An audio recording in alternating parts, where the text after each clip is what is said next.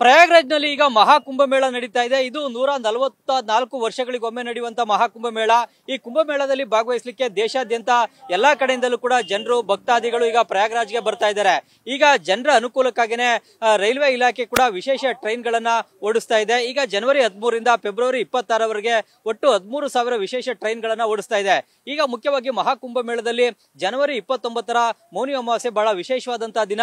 ಅಂದು ತ್ರಿವೇಣಿ ಸಂಗಮದಲ್ಲಿ ಅಮೃತ ಸ್ನಾನವನ್ನ ಮಾಡಲಿಕ್ಕೆ ದೇಶಾದ್ಯಂತ 8 ರಿಂದ 10 ಕೋಟಿ ಜನರು ತ್ರಿವೇಣಿ ಸಂಗಮಕ್ಕೆ ಆಗಮಿಸಲಿದ್ದಾರೆ. ತ್ರಿವೇಣಿ ಸಂಗಮಕ್ಕೆ ಬರುವಂತಹ ಜನರ ಮತ್ತು ಭಕ್ತಾದಿಗಳ ಅನುಕೂಲಕ್ಕಾಗಿನೇ ಈಗ ರೈಲ್ವೆ ಇಲಾಖೆ ಕೂಡ ಜನವರಿ 29ನೇ ತಾರೀಕು 360 ರಿಂದ 400 ಟ್ರೈನ್ಗಳನ್ನ ಪ್ರಯಾಗ್ರಾಜ್ಗೆ ಓಡಿಸ್ತಾ ಇದೆ.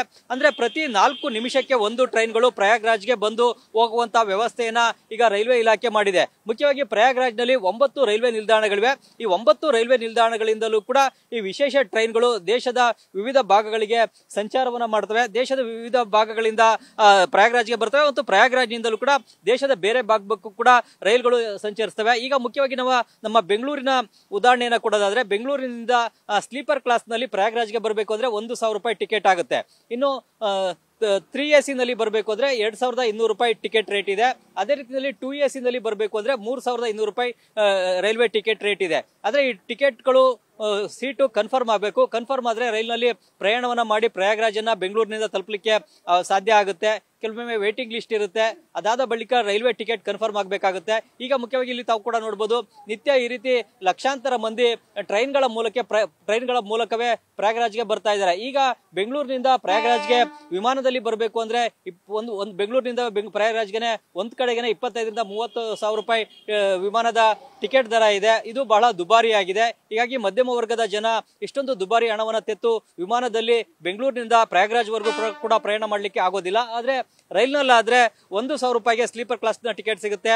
ಜೊತೆಗೆ 2,200 ರೂಪಾಯಿಗೆ 3AC ಟಿಕೆಟ್ ಸಿಗುತ್ತೆ. ಇನ್ನು 3,200 ರೂಪಾಯಿಗೆ 2AC ಟಿಕೆಟ್ ಕೂಡ ಸಿಗುತ್ತೆ. ಹೀಗೆ ವಿಶೇಷ ಟ್ರೈನ್ಗಳ ಮೂಲಕ ಬೆಂಗಳೂರಿನಿಂದ ಪ್ರಯಾಗ್ರಾಜ್ಗೆ ಕಡಿಮೆ ದರದಲ್ಲೇ ಪ್ರಯಾಣವನ್ನ ಮಾಡಬಹುದು. ಮುಖ್ಯವಾಗಿ ಈಗ ಈ ವಿಶೇಷ ಟ್ರೈನ್ ಗಳನ್ನ ಹೆಚ್ಚಿನ ಸಂಖ್ಯೆಯಲ್ಲಿ ಓಡಿಸ್ತಾ ಇದೆ. ಜೊತೆಗೆ ಜನವರಿ 29 ಮೌನಿ ಅಮಾವಾಸ್ಯೆ ಮುಗಿದ ಬಳಿಕವೂ ಕೂಡ ಸುಮಾರು 150 ರಿಂದ 200 ಅಡಿಷನಲ್ ಟ್ರೈನ್ ಗಳನ್ನು ಕೂಡ ರೈಲ್ವೆ ಇಲಾಖೆ ಓಡಿಸ್ತಾ ಇದೆ. ಹೀಗಾಗಿ ಈಗ ರೈಲ್ವೆ ಇಲಾಖೆಯ ಈ ವಿಶೇಷ ರೈಲುಗಳ ಭಕ್ತಾದಿಗಳಿಗೆ ಹೆಚ್ಚಿನ ಅನುಕೂಲಕಾರಿಯಾಗಿವೆ. ಈ ಒಂದು ಟ್ರೈನ್ ಗಳ ಮೂಲಕವೇ ಈಗ ಹೆಚ್ಚಿನ ಸಂಖ್ಯೆಯಲ್ಲಿ ಜನ ಪ್ರಯಾಗ್ರಾಜ್ನ ವಿವಿಧ ರೈಲ್ವೆ ನಿಲ್ದಾಣಗಳಿಗೆ ಬರ್ತಾ ಇದ್ದಾರೆ. ಇಲ್ಲಿಂದ ತ್ರಿವೇಣಿ ಸಂಗಮಕ್ಕೆ ಹೋಗಿ ಅಮೃತ ಸ್ನಾನವನ್ನ ತೀರ್ಥ ಸ್ನಾನವನ್ನ ಮಾಡಿಕೊಂಡು ಮತ್ತೆ ರೈಲ್ವೆ ನಿಲ್ದಾಣಗಳಿಗೆ ಬಂದು ಈಗ ತಮ್ಮ ಊರುಗಳಿಗೆ ತೆರಳುತ್ತಾ ಇದ್ದಾರೆ.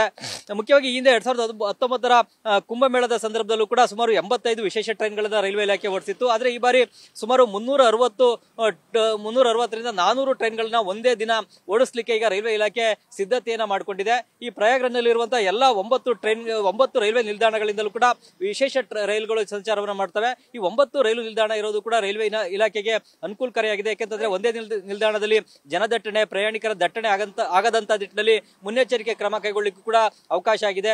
ಈಗ ಉತ್ತರ ಭಾಗಕ್ಕೆ ಸಂಚರಿಸತಕ್ಕಂತಹ ಟ್ರೈನ್ಗಳೆಲ್ಲವೂ ಕೂಡ ಒಂದು ನಿಲ್ದಾಣ, ದಕ್ಷಿಣ ಭಾಗಕ್ಕೆ ಸಂಚರಿಸತಕ್ಕಂತಹ ಟ್ರೈನ್ಗಳೆಲ್ಲವೂ ಕೂಡ ಮತ್ತೊಂದು ನಿಲ್ದಾಣಕ್ಕೆ ಈಗ ಬೇರ್ಪಡಿಸಲಿಕ್ಕೆ, ಪ್ರತ್ಯೇಕಿಸಲಿಕ್ಕೂ ಕೂಡ ಇದರಿಂದ ರೈಲ್ವೆ ಇಲಾಖೆಗೆ ಅನುಕೂಲಕಾರಿಯಾಗಿದೆ. ಈಗ ಲಕ್ನೋ, ಅಯೋಧ್ಯೆ, ದೆಹಲಿ ಭಾಗಕ್ಕೆ ಸಂಚರಿಸತಕ್ಕಂತಹ ಟ್ರೈನ್ಗಳು ಎಲ್ಲವೂ ಕೂಡ ಈಗ ಪ್ರಯಾಗ್ ಜಂಕ್ಷನ್ ನಿಂದ ಸಂಚರಿಸ್ತವೆ. ಅದೇ ರೀತಿಯಲ್ಲಿ ಈಗ ದಕ್ಷಿಣ ಭಾಗಕ್ಕೆ ಸಂಚರಿಸತಕ್ಕಂತಹ ಟ್ರೈನ್ಗಳನ್ನು ಕೂಡ ಬೇರೆ ಬೇರೆ ರೈಲು ನಿಲ್ದಾಣದಿಂದ ಸಂಚರಿಸುವಂತಹ ವ್ಯವಸ್ಥೆಯನ್ನ ಈಗ ರೈಲ್ವೆ ಇಲಾಖೆ ಮಾಡಿಕೊಂಡಿದೆ. ಈ ಮೂಲಕವಾಗಿ ಈಗ ಮಹಾಕುಂಭ ಮೇಳದ ಯಶಸ್ವಿಗೆ ರೈಲ್ವೆ ಇಲಾಖೆ ಕೂಡ ತನ್ನ ಕೊಡುಗೆಯನ್ನ ನೀಡ್ತಾ ಇದೆ. ಕ್ಯಾಮರಾಮನ್ ಬೈರೇಶ್ ತಿಪ್ಟೂರು ಜೊತೆಗೆ Chandramohan, news first, Prayagraj. News first, ನಿರ್ಭೀತಿಯಿಂದ ನಿಮ್ಮ ಪರವಾಗಿ.